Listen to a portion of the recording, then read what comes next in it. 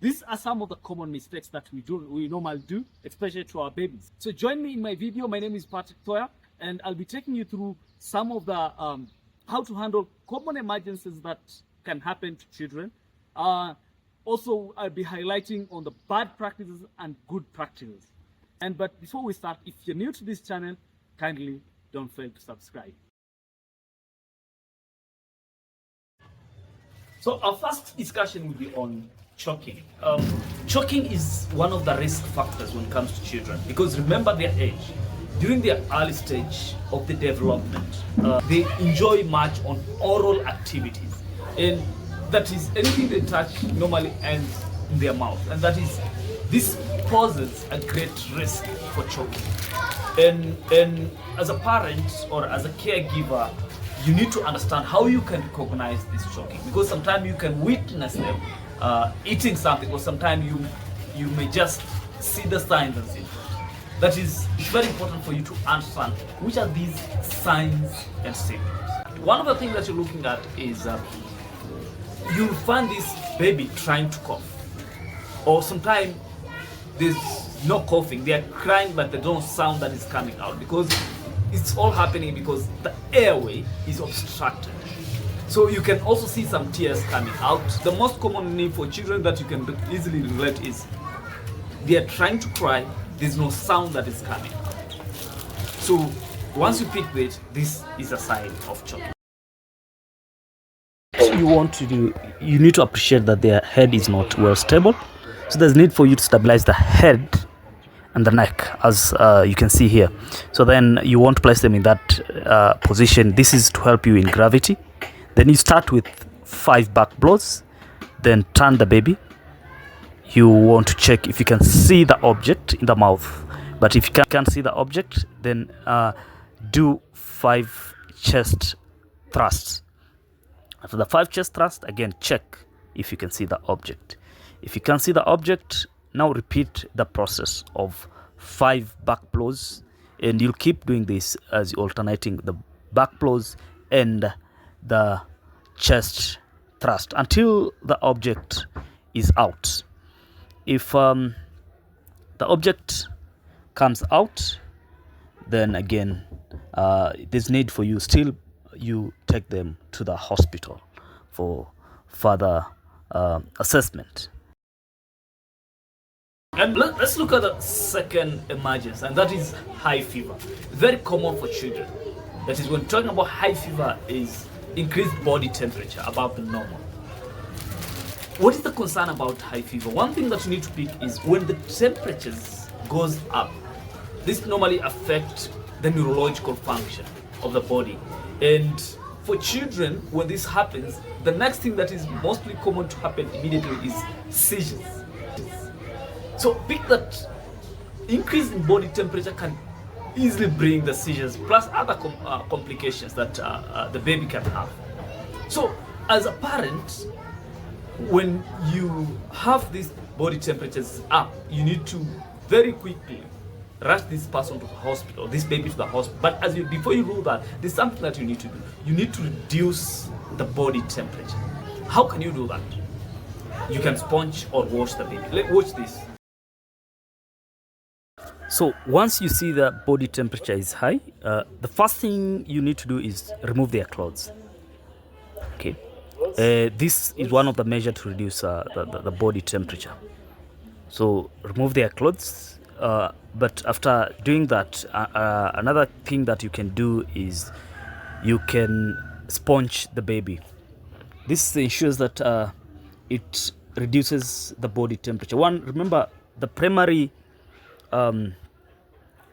cause of body temperature is the environment, and that's what you're trying to do. That is trying to reduce the body temperature by sponging the baby. Alternative 2 you can do is you can decide to wash the baby with cold water, not that cold but at a room temperature. So quickly sponge the baby as shown here, but once you're done, don't overdo it, because this can reduce the temperature to the lower side, which again is harmful. Don't overdo it. And after that, then you need to ensure that you rush the baby to the hospital. So once you two things that can bring about the high fever. One of the two things that can bring about leading cause is infection. And if it's not infection, then the environment can have an impact on that. That is, when this baby is exposed to high temperature, then the body temperature will try to go very high.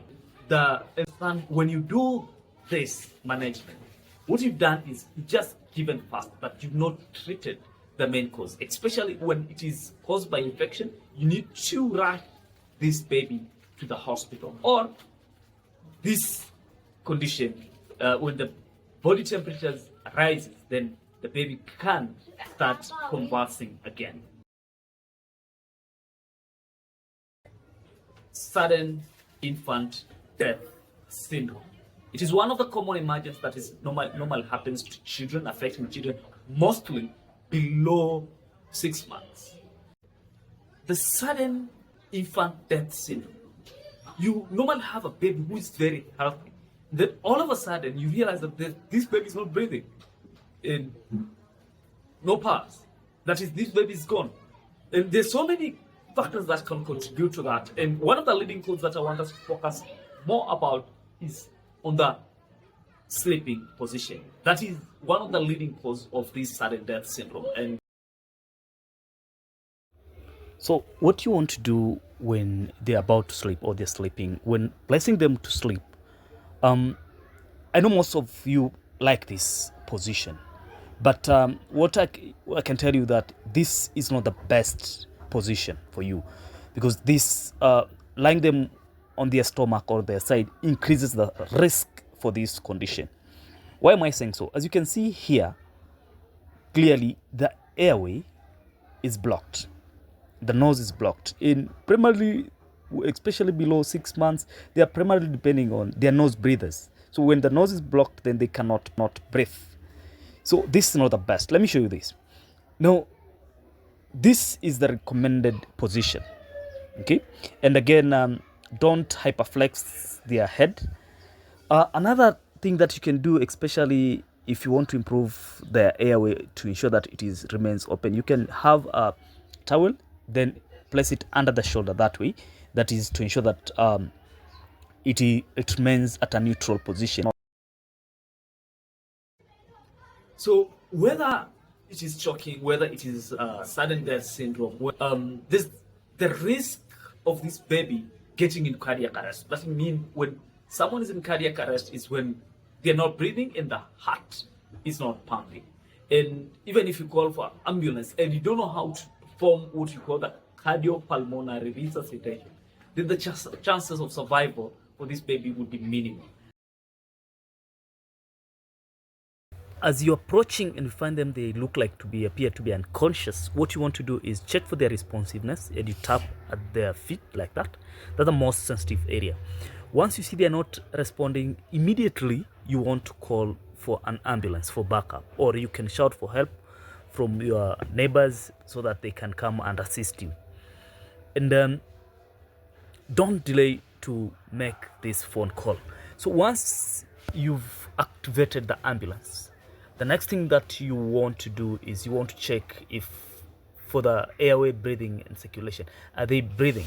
Do you have a pulse? And you do that simultaneously as you are looking for the thread. Once you confirm, don't delay to start the cardiopulmonary resuscitation, which is mostly common known as the CPR. So in doing the CPR, you'll be doing 30 chest compressions, and you will alternate this with 2 breaths. That is 2 rescue breaths, as you can see there.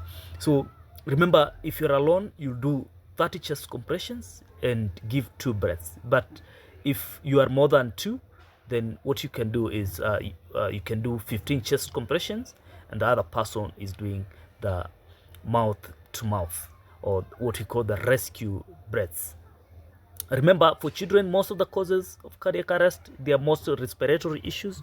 So giving breaths for them is highly recommended. So ensure your compressions are quality.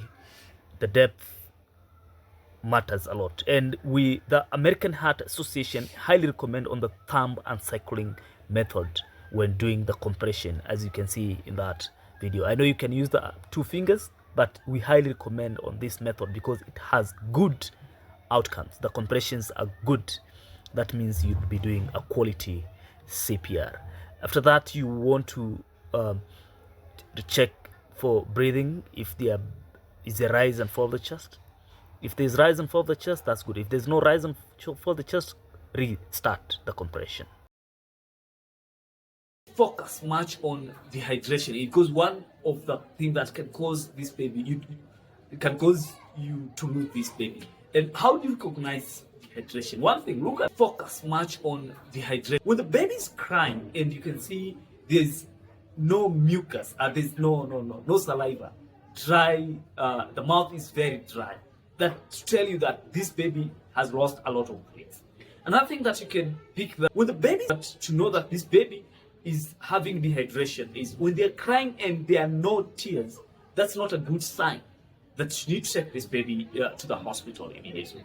And another thing to watch is you can see the fontanelle will normally sink. That's a clear indication that this baby has lost a lot of fluids, and you should immediately rush this baby to the hospital. You can see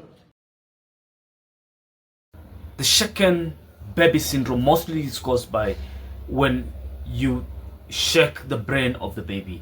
And some of the things that can contribute to this is, one, as you're trying to throw the baby, as in this video here, and what happens is the brain normally shakes. Remember, for the children, when they're developing, they have there's a very big space within the skull. So when you try to shake, this brain normally comes and hit the skull. And as that is happening, as you're shaking like this, then this brain is shaking, like is hitting the side of the skull, and the end result is that we can have injuries to the brain, either swelling, or also we can have ruptures of some blood vessels, and bleeding can start, and this can contribute to death. Apart from just throwing the baby like this, is one of the common thing is when you're frustrated about the baby, you're trying to stop them to cry and they're not crying. And most of the parents or caregivers, what do?